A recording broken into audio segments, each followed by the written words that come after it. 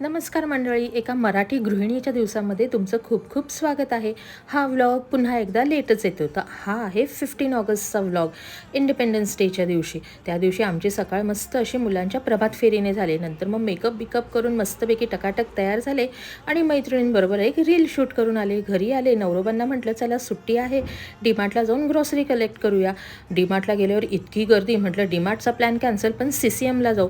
तिथे बाहेरच इतकी गर्दी आणि इतकी ट्रॅफिक होती. आम्हाला अक्षरशः पोलीसवाल्यांनी हकलून लावलं की पार्किंगला जागा नाही, निघा इकडनं.